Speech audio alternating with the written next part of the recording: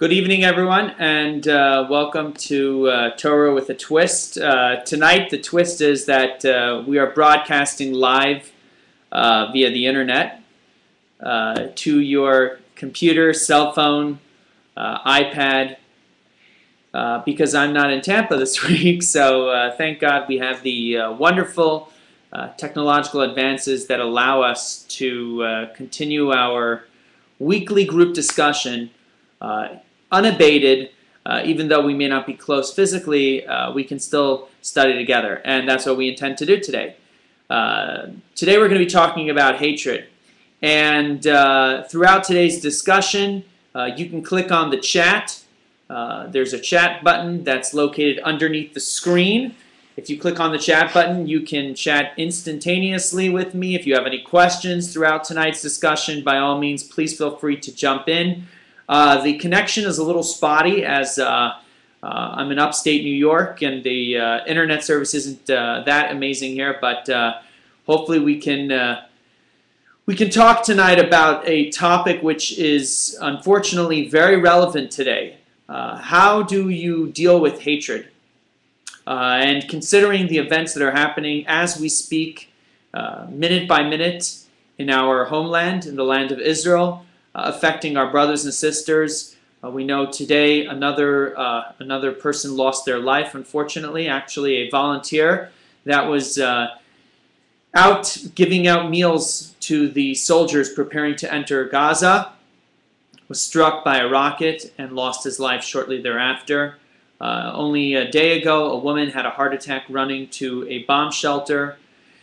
So their losses are being felt, and we know that this is being propagated by a group of people that literally hate the Jewish people and hate the land of Israel. In fact, it's in their charter. In Hamas's charter, it says quite clearly that they exist in order to annihilate Israel and the Jewish people. That is their end goal. And so, how do we deal with hatred? When we see it in its clearest form, how do we respond to that? How do we try to understand something that seems so senseless?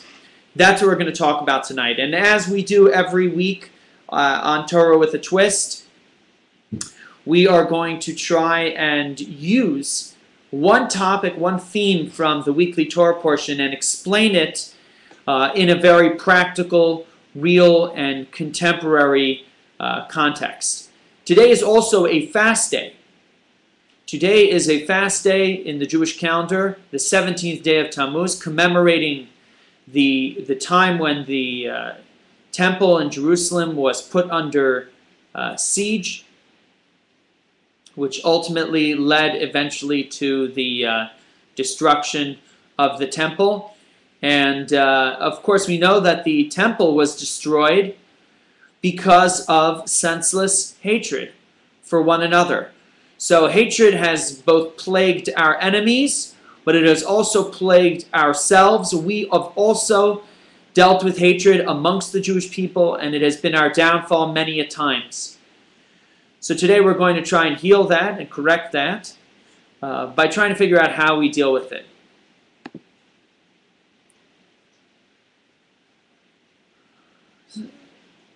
The topic from the Torah portion that we're looking at that really explains hatred in its most abstract form, in its most literal form as well, is the nation of Midian. The Midianites are a nation that lived just outside of Israel, to the east of Israel, what is today Jordan. And it's a nation that the Jewish people have to pass as they travel through the desert, their 40-year journey, to arrive at their homeland, Israel. So the Midianites are an interesting people. They are a people that recognize the power and the strength of the Jewish people, and as a result, they band together with their arch enemy, the Moabites, another nation they do not get along with.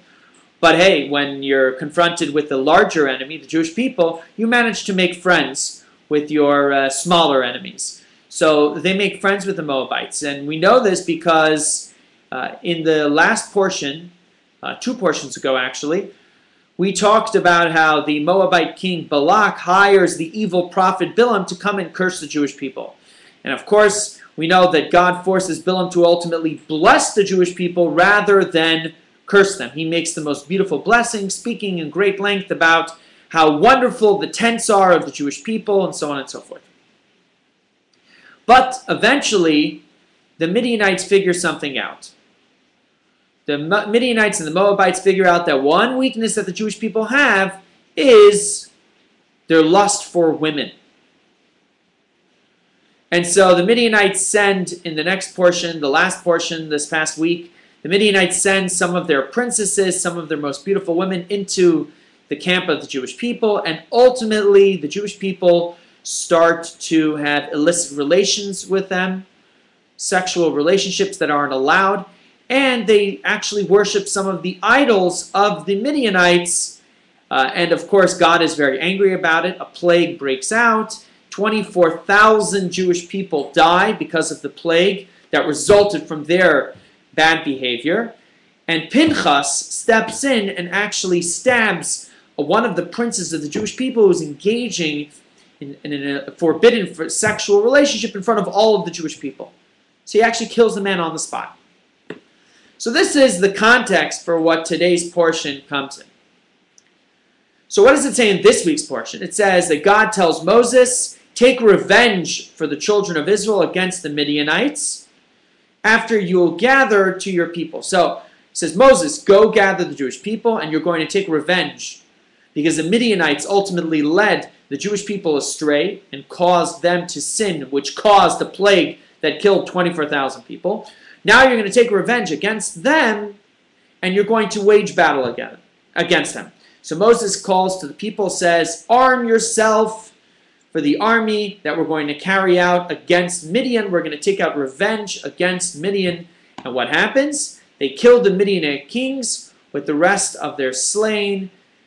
Evi, Rechem, Zur, Hur, and Reba, the 5 kings of Midian, and Bilam, the evil prophet, they all get killed during this war. Okay? So they cause the Jewish people to sin. The Jewish people are killed as a result in the plague. And then the Jewish people exact revenge by battling against them. But there's something interesting that comes here. Because if you look closely, what God tells him, he says, take revenge for the children of Israel against the Midianites, and afterwards you are going to pass away. That's what he says. Tells Moses, right after you exact revenge against the Midianites by waging war and destroying them, right after that, you are going to pass away.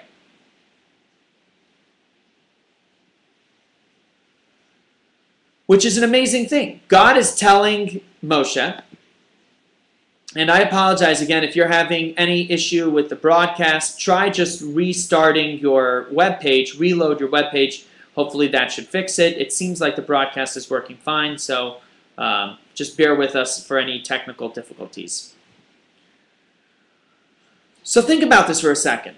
And Rashi clarifies, Moses spoke that even though he knows that he's going to pass away right after he fulfills this last command of God to wage war against the Midianites, nevertheless, he does it joyfully. He does it with pride. He doesn't laggard. You know, think for a second, if God told you, here's the last thing I want you to do before you pass away, you might fulfill the command, but you do it with great length, taking your dairy all time, knowing that this is the last thing you're going to do here on earth. And yet that's not the position that Moses takes. In the Talmud it says, Rabbi Yehuda asks a question, if Moshe wished to live another few years, he could have taken this battle and put it off for a little bit. God didn't say you must do it immediately. And yet Moshe doesn't do that. If God gives him a directive, he acts out on it immediately without any concern for what may come of himself, because that's what a true leader does. A true leader doesn't worry about whether or not a specific directive is good for him personally, but rather what is the best thing for his people that he is trying to lead. That's a true leader. It's interesting that now, with considering the political situation and what's happening in Israel, the prime minister, Bibi Netanyahu, fired the deputy defense minister. And one of the reasons he fired him is because the deputy defense minister was talking about the pros and cons of war and whether we're doing the right thing. And Prime Minister Bibi said, I'm sorry, during a time of war, it's a time of leadership. We don't start questioning what's good for us personally, what's good for us politically. Anyone that's thinking about their own political success is not focused on what needs to be done in a time of war, and therefore simply doesn't have the goal for what they need.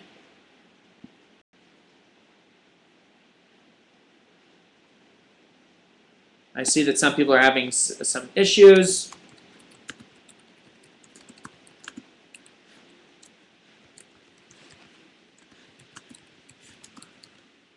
All right. So I've changed one of the settings. Hopefully this will allow you to hear it a little bit better.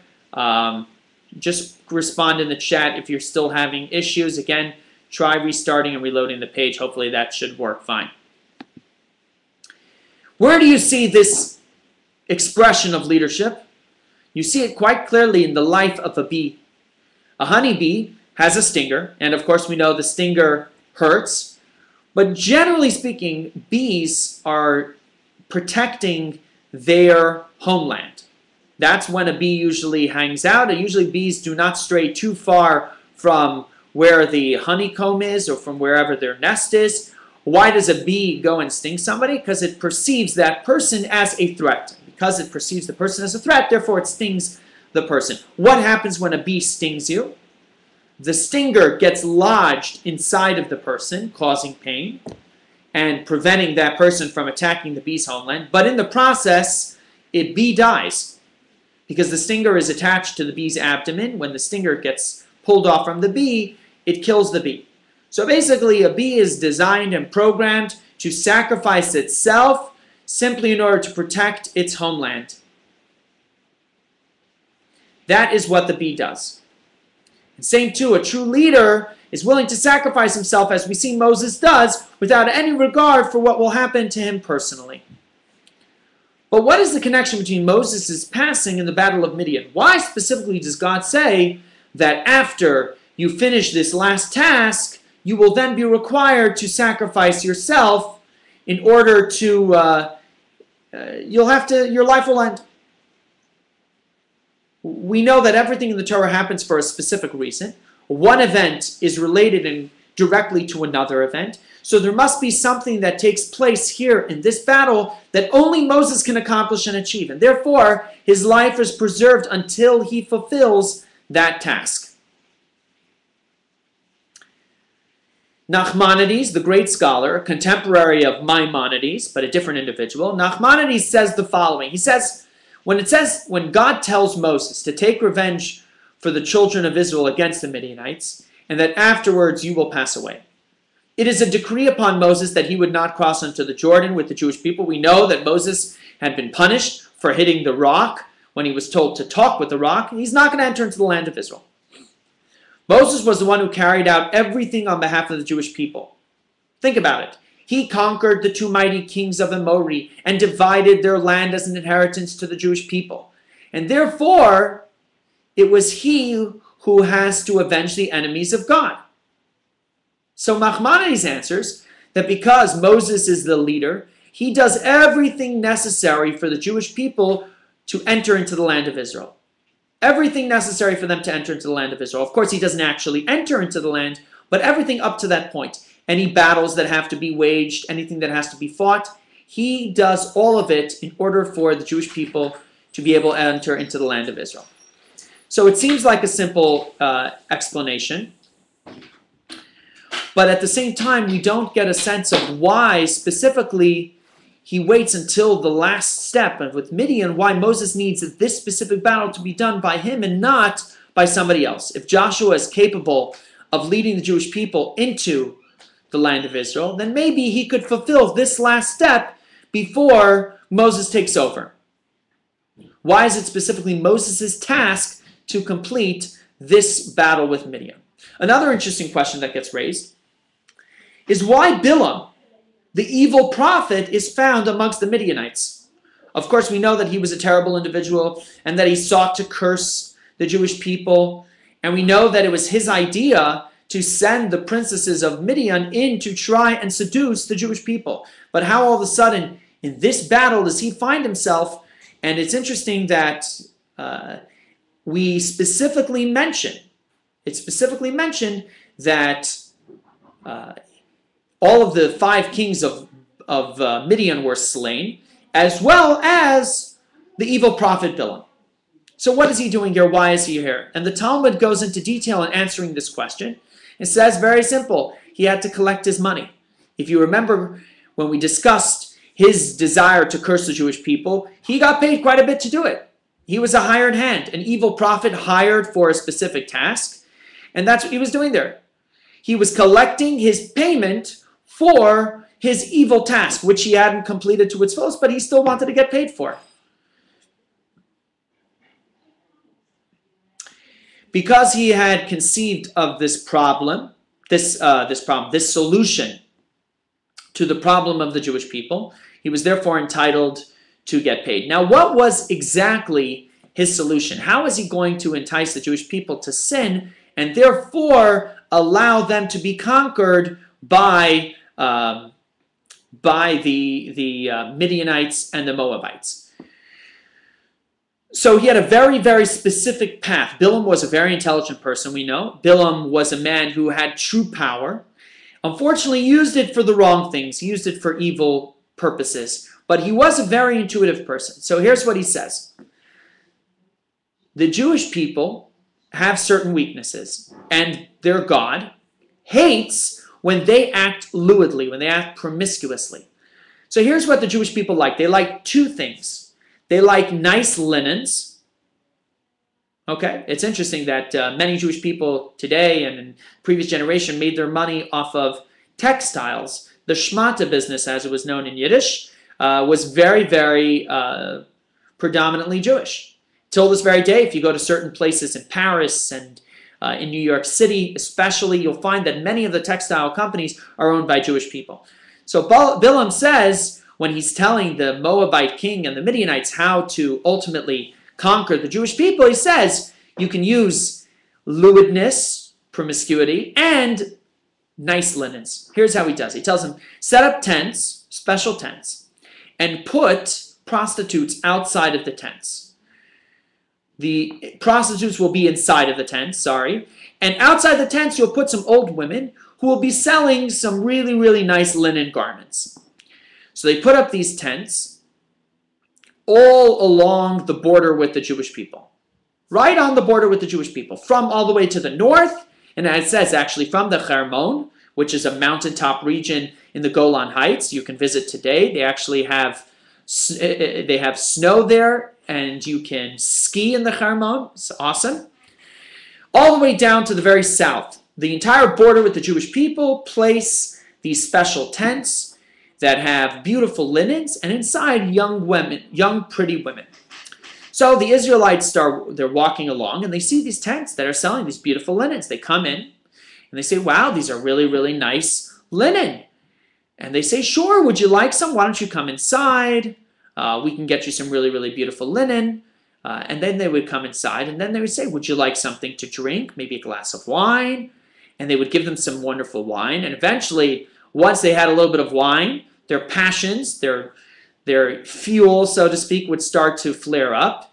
They would become passionate for contact, female contact, to put it nicely.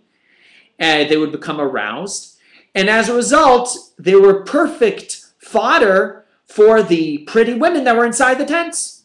And eventually they laid with those women. And when the women, in middle of being with the men, would say, oh, come and worship this idol with me, they would do whatever the woman said, because they were in the throes of sexual activity, and at that point, they were ripe for the picking. So Bilam tells the Midianites this very specific and detailed plan, and it works to the T. Over 24,000 people participate in these illicit relationships, which lead to idol worship. And God gets very, very angry, and as a result, this plague comes out and kills all these people. So Bilam is the mastermind that comes up with this plan. And as a result, he goes and collects his payments from the Midianites to get for the plan that he had composed. But still, it can't be a coincidence that he happens to be there when the war is waged and he gets killed in the war. It can't be a pure coincidence. So to understand what's taking place here, why this war has to be fought by Moses, why Bilam is killed in this war, how does it come about that these two arch enemies, the Midianites and the Moabites, come together to kill the Jewish people? Winston Churchill said, and it's been quoted by other people as well, that the enemy of my enemy is my friend. And it appears that that's what's taking place here. The Midianites and the Moabites are absolute enemies, and yet they join together because their greater enemy is the Jewish people.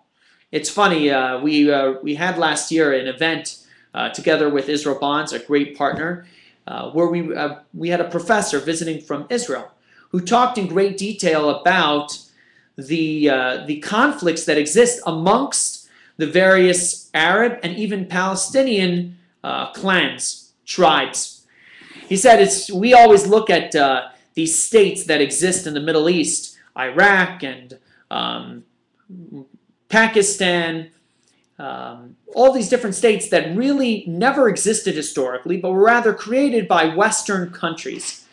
But the reality is that most of these states, if you broke them down, it's a group of different tribes, different family clans, that each have their own sections and villages and so on and so forth, and actually really don't get along very well.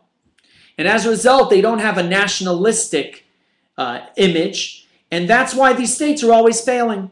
That's why they're always struggling.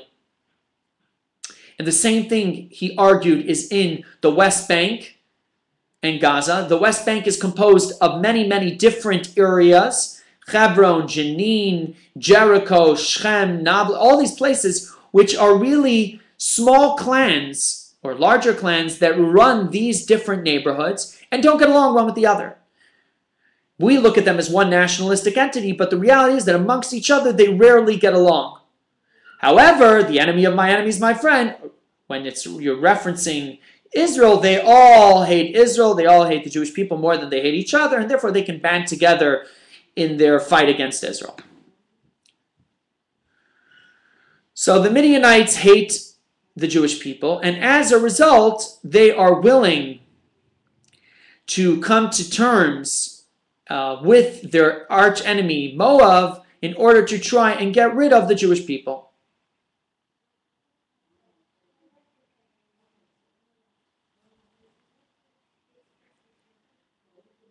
It's in fact, the Midianites and Moabites, not only they didn't like each other, but if you go back, and Rashi tells us, if you look at it, historically speaking, they actually fought to destroy each other. Rashi says, they did not always get along. In fact, it was Midian who defeated Moab in battle, but because of their mutual fear of Israel, they made peace with each other. So what did Moab seek to take counsel with Midian? Why did the Moabites come to the Midianites to get help to destroy Israel? Because they saw that Israel was supernaturally victorious in their battles, and they knew something had to be done that was unique and special because these Jewish people had a God that fought on their behalf. And who led the Jewish people? The Moabites realized that the Jewish people were led by Moses. Where did Moses come from?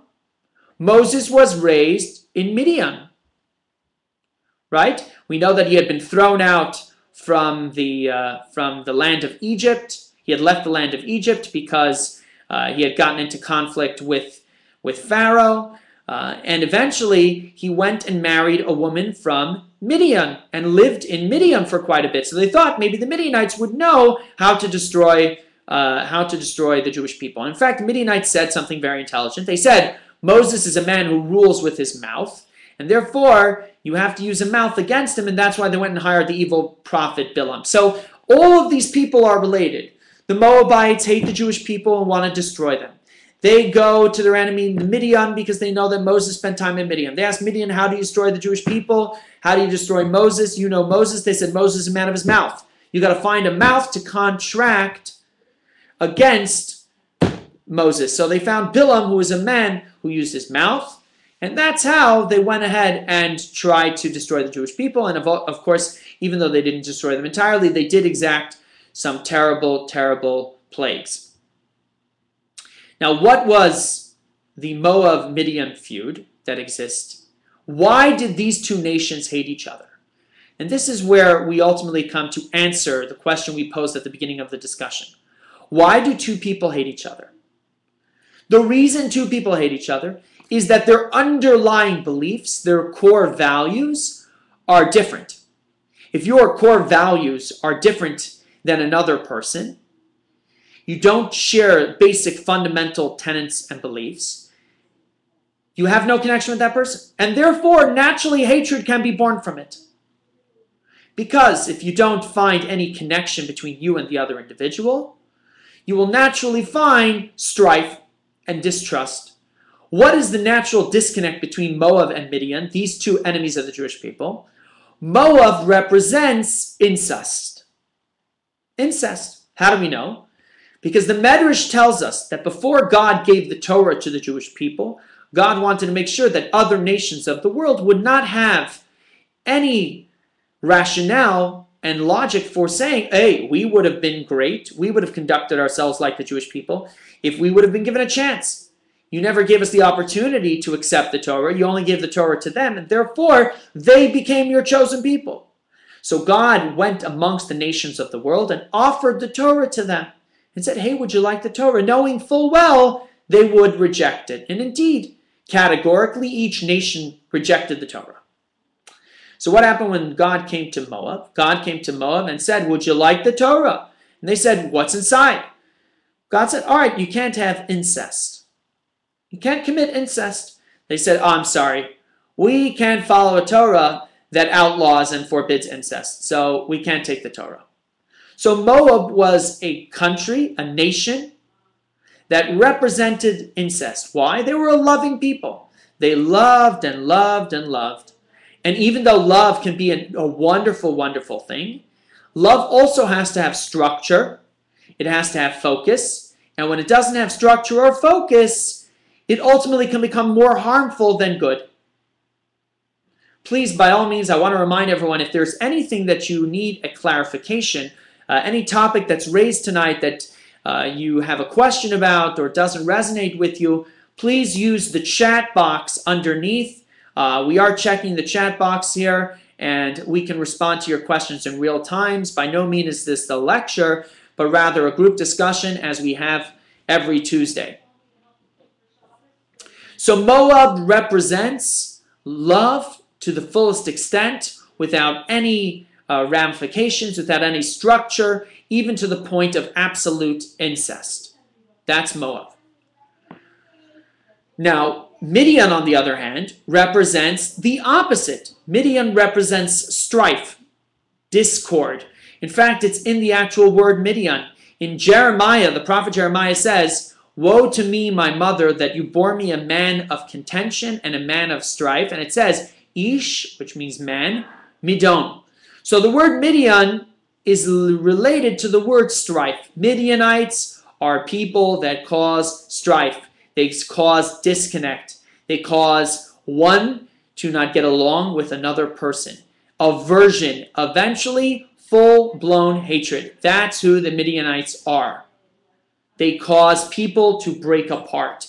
So think about it. Why does Midian hate Moab? They hate each other because their underlying beliefs, their core premise for existence is different. One celebrates disconnect and one celebrates love. Neither one are good. Both of them are bad, but both are very, very different.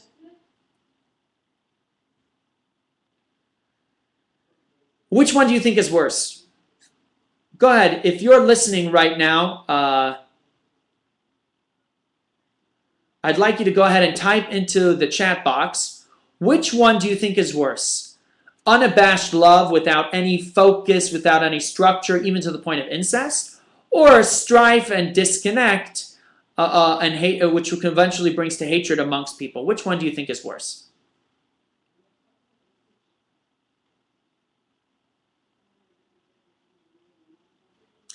We have a question that's been posed in the chat box. Didn't the Jews hate the Moabites and the Midianites because they sought to bring them down? Without question, the Jewish people did not get along with them. But ultimately, the Jewish people are not necessarily, I don't know if I would, it doesn't say that they hated them necessarily. They were upset and angry that they had sought to destroy the Jewish people. And therefore, God says, go and avenge the 24,000 that were seduced by these princesses. And the Jewish people rise up and do that. So, I don't know if necessarily it's a matter of hatred, but because of their behavior, in fact, it says that the Jewish people were not allowed to marry anyone into those families for generations because of their conduct. Okay, so again, we've posed the question, which one do you think are worse? The Midianites, who represent disconnect and discord, or the Moabites, who represent love without structure or focus to the point where you can even have incest? Okay, so we've got one person says the Midianites are worse, two people say the Midianites are worse, and one says the first. I'm not sure which one is the first.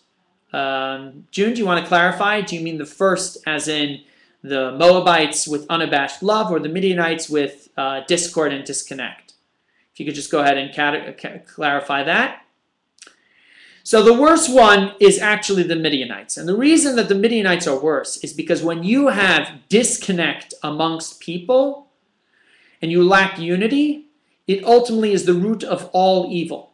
Because disconnect causes hatred, and hatred is totally antithetical to belief in God, to faith, to everything that Judaism stands for. Love is a positive thing. It just requires a little bit of focus. Okay, yes. So everybody answered correctly. The Midianites are worse. Hatred cannot be controlled. It cannot be channeled into a positive way in any shape or form. It's purely evil. Disconnect amongst people can never be for a good purpose.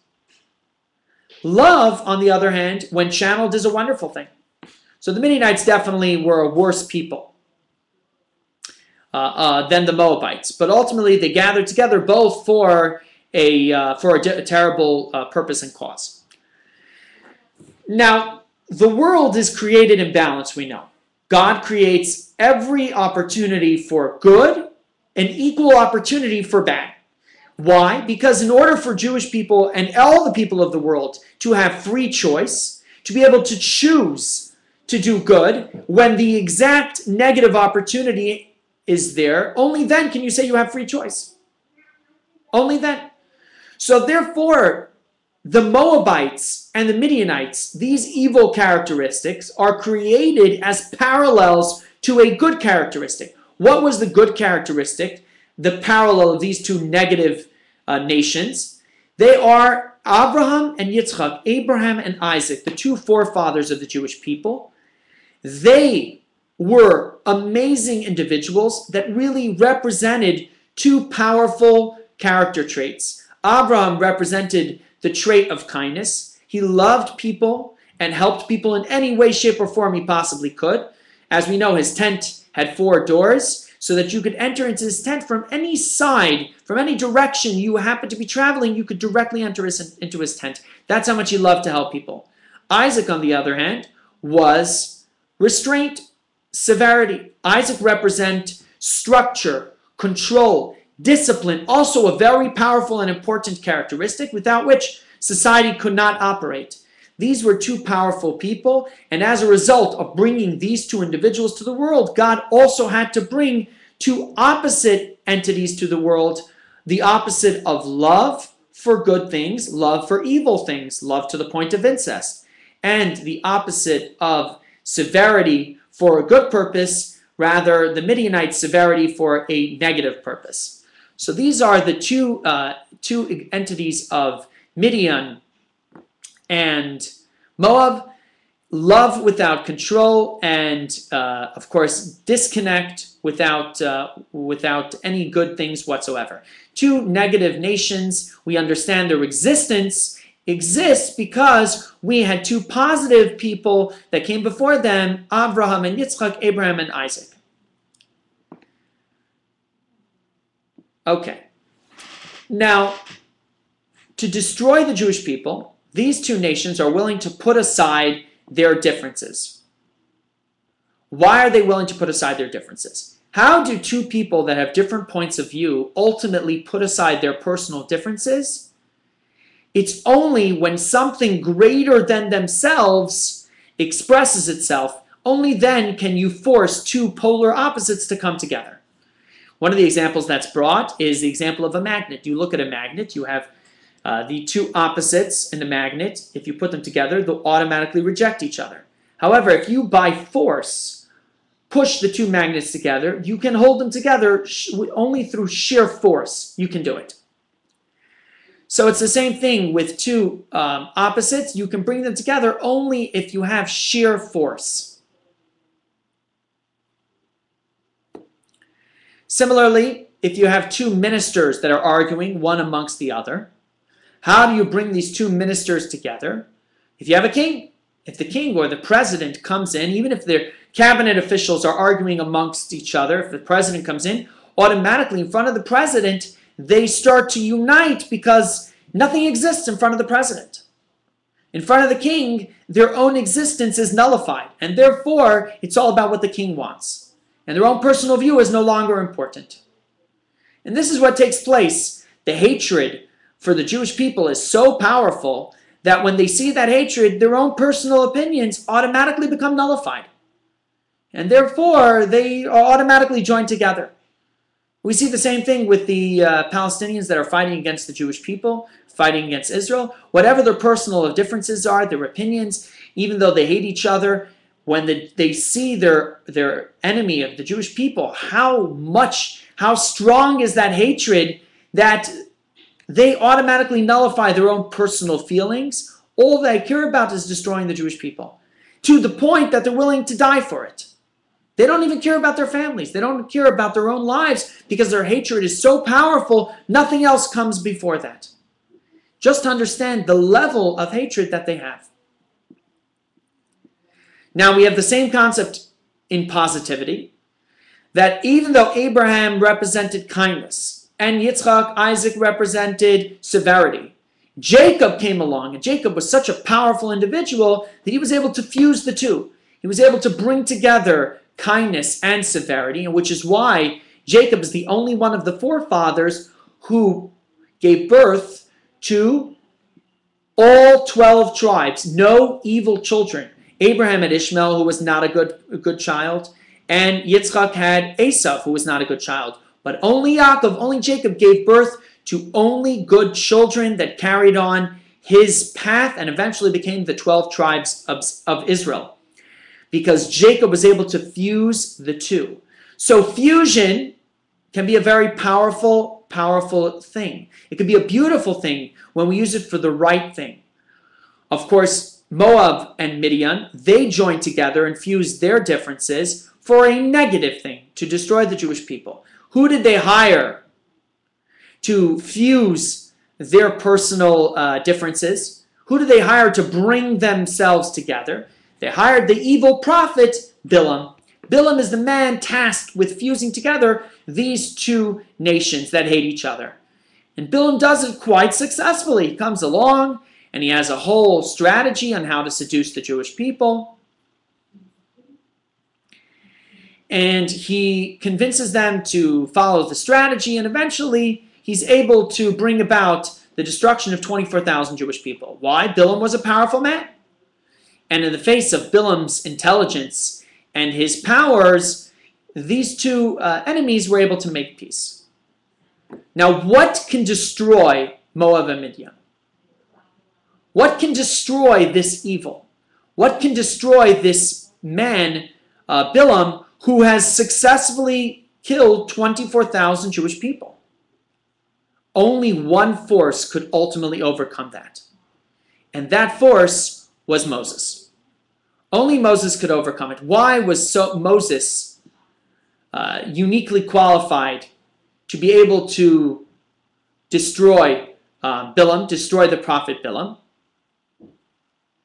Because Moses was a leader not focused on himself. Moses was the ultimate humble individual.